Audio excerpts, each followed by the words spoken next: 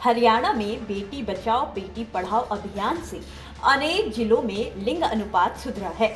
वर्ष 2021 के लिंग अनुपात के आंकड़ों के अनुसार 19 जिलों में लिंग अनुपात 900 से ऊपर है, जिसमें अव्वल नंबर पर रोहतक है। रोहतक में लिंग अनुपात 945 है, जो पूरे प्रदेश में सबसे ज्यादा है। जिले में 2021 में 1000 लड़कों पर 945 लड़कियां पैदा हुई, जो वाकई सराहनीय है।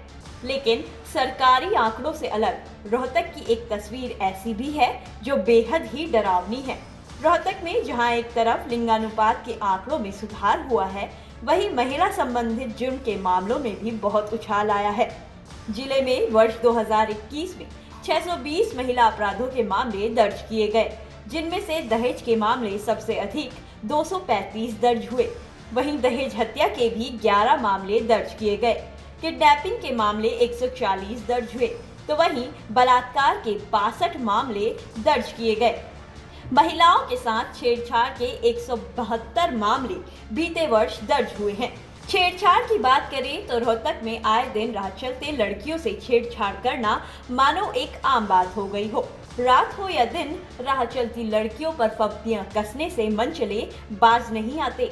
देखिए, जहाँ तक रोहतक का सवाल है, कंपैरेटिवली ये यहाँ पे अपराधीकरण का और भी ज़्यादा प्रकोप रहता है। और महिलाएं क्योंकि सबसे वल्नरेबल सेक्शन है हमारी सोसाइटी का, तो उनके साथ बिल्कुल बड़ी से बड़ी आला अधिकारियों से लेके और 2-2 साल की बच्चियों तक के साथ रेप के केसेस जो हैं, छेड़छाड़ की घटनाएं, उनके पर्स छीन लेना, लड़कियां जो कॉलेज में जाती हैं उनके साथ ईव टीजिंग का सवाल है। और वो महिलाएं फिर हमारे पास आती है कि जी मैंने एफआईआर भी करवाई, सब करवाया। और वर्क प्लेस पे, क्योंकि यहाँ पे शिक्षा और रोजगार का थोड़ा अच्छा है रोहतक का अपनी स्थिति, तो वर्क प्लेस पे आज के दिन बहुत ज़्यादा घटनाएं सामने आ रही है। रोहतक की सड़कों पर चलने में कितनी सुरक्षित है महिलाएं? क्योंकि आपने देखा होगा कि सड़कों पर जब लड़कियां चलती हैं या देर शाम निकलती हैं तो लोग फब्तियां उन पर कसते हैं, साथ ही छेड़छाड़ की घटनाएं बहुत ज़्यादा हैं।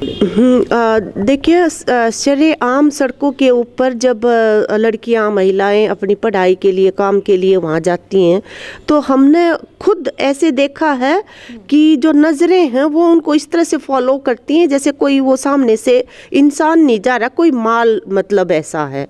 तो और फिर जब भी मौका मिल जाए, इस तरह के लोग जो हैं वो उनके साथ छेड़छाड़ और उनके साथ छीना झपटी करने से बाज नहीं आते। तो ऐसे में हमें एक तरफ जो लॉ एंड ऑर्डर मशीनरी को कसने की ज़रूरत है ताकि अपराधियों के दिमाग पे उसका डर रहे, दूसरी तरफ हमें अपने लड़कों को, अपने बच्चों को जो है वो इस तरह से उनका लालन पालन करने की ज़रूरत है परिवारों के अंदर कि वो लड़कियों को भी एक इंसान की तरह से देखें, एक सिटीजन इस कंट्री का जो है, वो केवल उनको सेक्स ऑब्जेक्ट की तरह से ना देखें। गरिमा टाइम्स ने रोहतक की सड़कों पर महिलाएं कितनी सुरक्षित हैं, इसे लेकर शहरवासियों से सुझाव मांगे, जिसके जवाब बेहद ही हैरान करने वाले आए। महिलाएं इस बात को लेकर खुलकर बोली कि रोहतक की सड़कों पर घूमने में महिलाएं सुरक्षित नहीं है। महिला चाहे आम हो या खास, चाहे उसने स्कर्ट पहनी हो या फिर बुर्का, सड़क पर चलने में कोई भी सुरक्षित महसूस नहीं करता, जिसका प्रमाण है बीते दिनों रोहतक के पीजीआई थाने में दर्ज हुई एक एफआईआर न्याय प्रणाली के श्रेष्ठ पद पर कार्यरत एक महिला द्वारा कराई गई थी, जिसमें साफ जिक्र किया गया था कि कैसे इवनिंग वॉक के समय 2 मंचलों ने उनके साथ छेड़छाड़ की है। लेकिन इससे भी हैरान करने वाली बात यह है कि दोनों ही मंचलों को न्याय प्रणाली ने हाथों हाथ जमानत दे दी।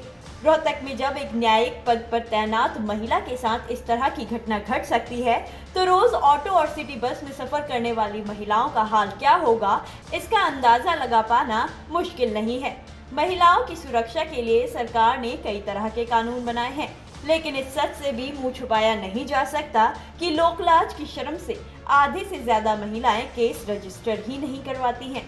देखिए, जो लचर व्यवस्था है कानून की, उसके कारण ये बड़ी दिक्कत है कि हमारे रोहतक में ही नहीं पूरे प्रदेश में महिलाएं सुरक्षित नहीं हैं। आए दिन छेड़छाड़ी घटनाएं बढ़ रही हैं, पार्कों के अंदर महिलाओं को छेड़ा जाता है, बाज़ार के अंदर चेन स्नैचिंग होती है, उनके साथ भद्दे मजाक करे जाते हैं, टिप्पणियां करी जाती हैं और इस सारे मामले के अंदर जैसे आपने बताया कि पिछले साल के अंदर करीब 600 साढ़े 600 के करीब मामले दर्ज भी हुए हैं और इस तरह की जो घटनाएं हैं रोहतक के अंदर बहुत बढ़ रही हैं, जिसमें मैं पुलिस प्रशासन से रिक्वेस्ट करना चाहूँगा उन दोषियों के खिलाफ सख्त कार्रवाई करें और साथ ही साथ उनको फास्ट ट्रैक कोर्ट के अंदर जैसे हमारे बनारस की महिलाओं के लिए उनमें आए हम पैरवी भी करेंगे और जल्द से जल्द उनका निपटारा करेंगे। सड़कों पर चलना जो है महिलाओं का दूभर होता जा रहा है, लोग पंक्तियाँ कसते हैं और बसेस और ऑटो में ट्रैवल करने में ईव टीजिंग का शिकार उन्हें होना पड़ता है, उसको लेकर क्या कहना चाहिए?